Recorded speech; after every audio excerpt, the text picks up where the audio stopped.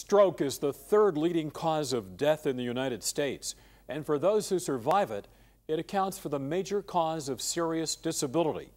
We asked Dr. Robert Cho of St. Joseph Hospital in Orange about the warning signs and treatments. A brain attack is another term for a stroke.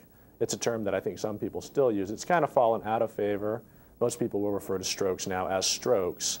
The term that is used in medical terminology is a cerebrovascular accident, or CVA for short.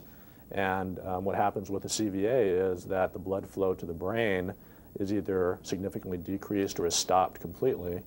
And when that happens, you have death of brain cells. So when you have death of brain cells, you lose neurological function related to that portion of the brain. There are many symptoms of a stroke. Probably some of the more common ones that people are very familiar with have to do with weakness, numbness. A lot of times the weakness and numbness involve the arms and legs, sometimes the face. Some patients will develop what's called facial drooping, where a portion of the face will dip to one side. Some of the other symptoms have to do with the visual system. Some patients will have double vision, blurry vision, loss of visual fields. Other patients will have a condition or develop a condition known as aphasia, which is a problem with speech. They'll have slurred speech, difficulty understanding speech, or difficulty finding words. Headache is another symptom that patients will have. Sudden onset headaches, worst headache of your life is a way that some patients will describe these headaches. And sometimes these are signs that a stroke is occurring as well. Wet stroke versus dry stroke has to do with the mechanism of the stroke.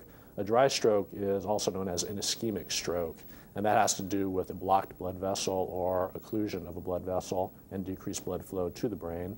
A wet stroke has to do with a burst blood vessel in the brain itself. So this occurs in patients that have an aneurysm or have severe atherosclerosis and they have a ruptured artery. So that's the main difference between a dry and a wet stroke.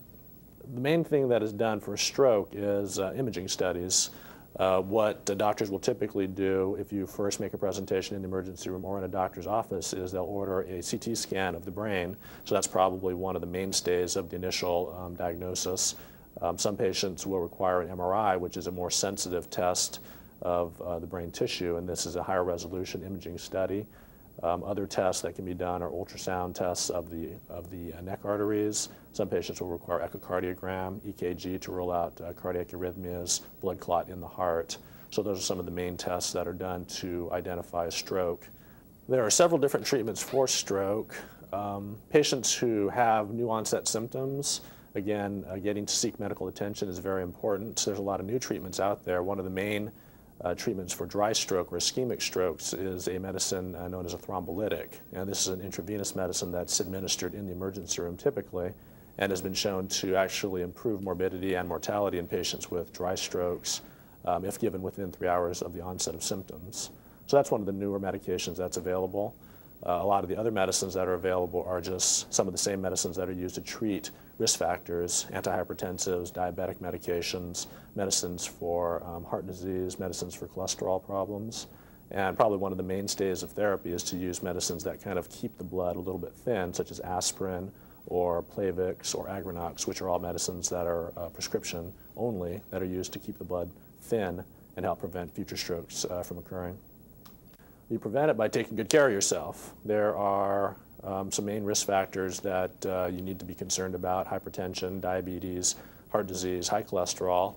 If those are things that you have already as chronic medical conditions, those things need to be treated appropriately and need to be kept under control. You need to exercise regularly. You need to try to have a very healthy diet, low salt, low fat. You need to know what the symptoms of stroke are so that if you do develop these symptoms, you need to seek medical attention immediately. And also, from a lifestyle standpoint, if you're a smoker and a drinker, these are two things that also need to be stopped or kept under control because they are significant risk factors for the development of stroke as well.